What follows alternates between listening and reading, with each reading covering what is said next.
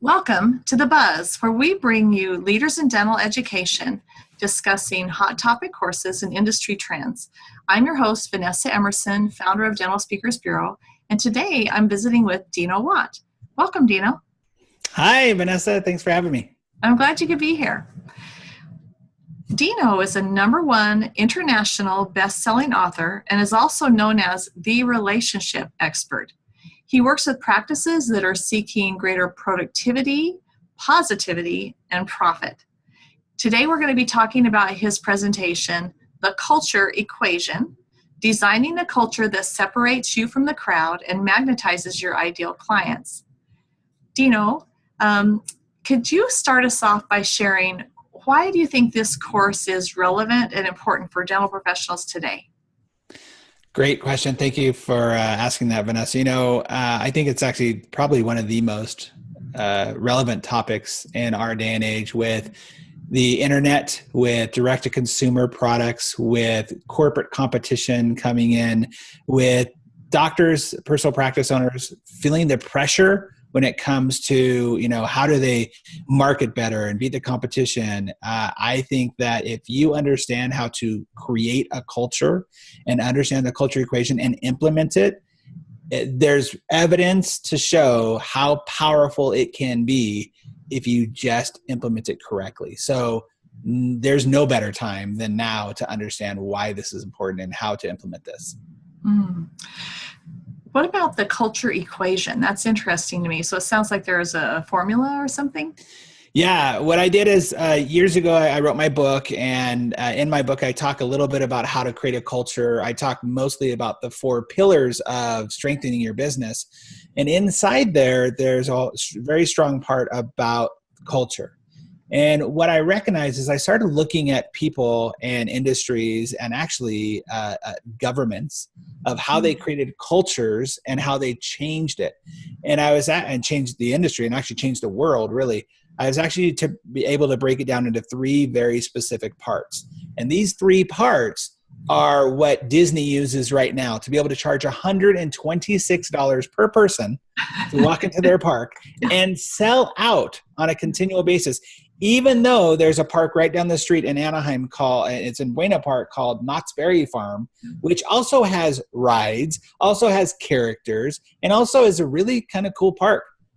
They don't sell out. They don't charge $126. What's the difference? And I was able to narrow down what that difference is in 3 very specific things. I use the example, 2 extreme examples. It's the same thing Adolf Hitler used to create a very awful, terrible culture. And Walt Disney did the same thing. The 3 things are they had a very specific vision. They knew exactly what they wanted and what they wanted to create. They had very specific expectations. A lot of people would think of those as the core values. And I know a lot of people, we got core values, honesty, integrity, customer service, whatever. Those aren't core values. Those are like the price of doing business, right? Core values are the roadmap to getting to the vision. And if you really understand what the core values are, if you are very specific about them, you will dominate your industry. And lastly is the right support for your team so that they can help you get what you want. So I go very deeply into those 3 areas of the culture equation. If you can put those things together, you can create a culture that you won't have to ever worry about your competition again. And it magnetizes people to you, just like it magnetizes people to Disney. Do the same thing in your business. That can be very powerful. Now, culture is kind of a buzzword. The last couple of years, it started popping up more. And I think that what I've seen with different speakers, they teach things a little differently under that umbrella of culture. It's not always the same. So I would ask you, give us a little more idea. You just gave us 3 things that were covered. Like for instance, I think you mentioned vision. How do you differentiate on this topic is what I'm dancing around here.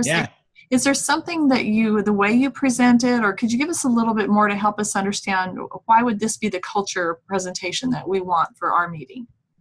Yeah, thank you. Specifically because most people talk about culture as this thing. Oh, we have a culture of fun, or we have a culture of excitement, or we really love the culture. But if you were to ask them to define what their culture is, or if you were to ask their team members to define what their culture is, they probably wouldn't be able to do it. They give you 5, 6, 7 different answers. And what I do is I come in very specifically and say, okay, let's narrow that down. With this equation, first of all, it's not just about having a vision. It's about understanding what your legacy vision is, what your actionable vision is, what's going to happen in the next 2 to 4 years, and then what's your daily vision that you walk in every single day, and this is the vision that everyone knows about and they're on board. Then we go into understanding what your, as I said, the core values, the expectations are, what the hiring and firing list. Like when you can really narrow down your core values and understand what that is, then you have the decision-making process that you have to go through in your business is so much easier because you know what you're all about. But when we can do that and we can create those very specific areas and understand how people are truly supported in your business, then you separate yourself from everybody else because everybody knows you as that person. Let me give you a very simple example. Vanessa, do you know the difference between an Apple computer and a PC computer? I know that I have a PC, but So I wouldn't know. What do you mean by a PC? What do you have? I have a Dell. Oh, so that's different, right? Yes. I bet Dell isn't too happy that you're calling them a PC. They want you to say, oh, I have a Dell, or they would want you to say, I have a Daewoo or a Compact or whatever. But Apple did something brilliant. Apple has convinced you that there's only 2 types of computers, an Apple and a PC. Yeah. In our industry, you have a dentist on every corner in some towns, right? How do you then become not another dentist, but the Apple in your industry? Great example. That's what you have to do. And that's where you can charge more. That's where you can not have to worry about competition. And that's where people will want to join your culture. You're not in the Apple culture. No. Let me give you just one really other quick example. What they did is a couple of years ago, you remember those commercials where Apple had the commercials where they had a nerdy, overweight guy said, hi, I'm a PC. And a cool young hip dude said, hey, I'm an Apple. All of a sudden, you separated yourself and you said, well, I don't want to be an overweight, nerdy man. I want to be an Apple. Or you went, hey, I'm cool with being an overweight, nerdy man. You separated yourself. When you can create that culture, your clients will come in, your patients will come in and go, I want to be a part of this. Yeah. You charge a little bit more. That's okay. I want to be a part of this because that makes me feel something different. And that's the difference of a culture. So that's about clarifying for the team, for the owner, the vision, the team to get really clear about what it is they're trying to create. So We're going to have to wrap this up. I'm going to ask you one more question. And I love that you have this equation.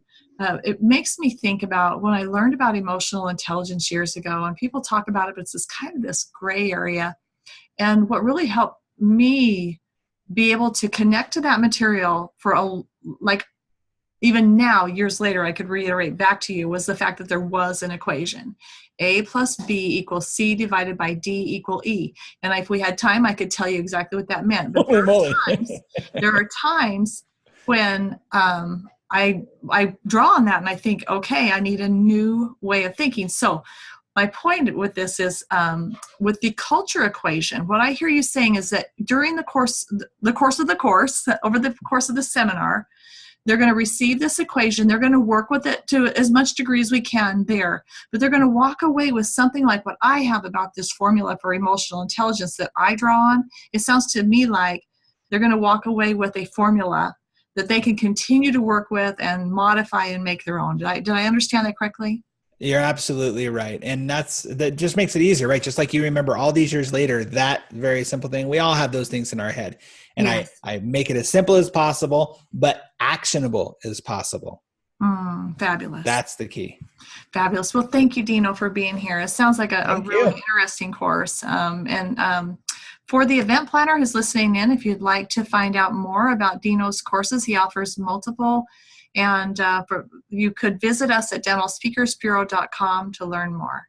Thanks again for listening, and thanks for being here. Bye.